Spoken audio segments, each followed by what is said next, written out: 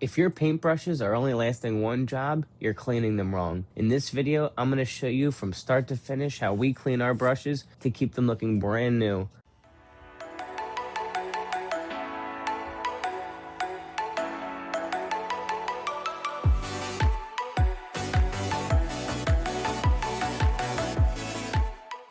So once you're done your painting project and everything looks beautiful, the first thing we do is throw our brushes in a bucket of clean water. This will help break down the paint that's in the bristles and in the ferrule, so it makes cleaning them when you get home a lot easier. So what tools do you need?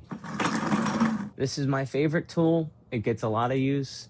I've never found another one like it.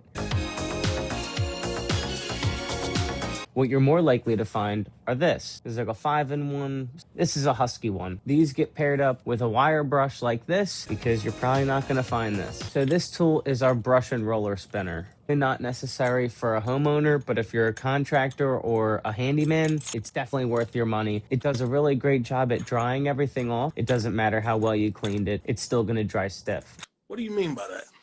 Drying is important, which makes this tool essential for contractors. So when we get home, the first thing we do is fill that bucket up with hot water with Dawn dish soap. That'll start loosening up the bristles. Then we'll put them in the sink and damp them out and push them against the sink, pushing out all the paint. And you repeat this process until there's no more color coming out of your brush. Then grab those scraper tools and you scrape all the loose paint off of the ferrule, any of the paint that's on the bottom of the bristles. You got to get all of that out. Use the comb edge of this tool to scrape through the bristles. Found anything yet? Nothing yet, sir. What about you guys? We ain't found Brush to make sure you're getting everything out from inside of it. And once you're done cleaning it, you're gonna grab the brush like so and give it a little shake.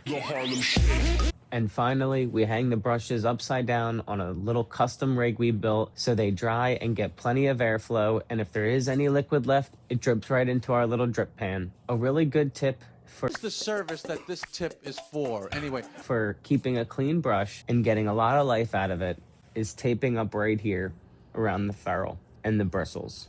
And that'll keep a lot of the paint from gumming up and drying up down there. All right, so now that you learned everything you need to know about cleaning your brushes, get to work. I'm Gino. This is Gino's Power Washing and Paint. Thank you for watching. We hope you learned something. And if you did, like, comment, subscribe, and have fun painting.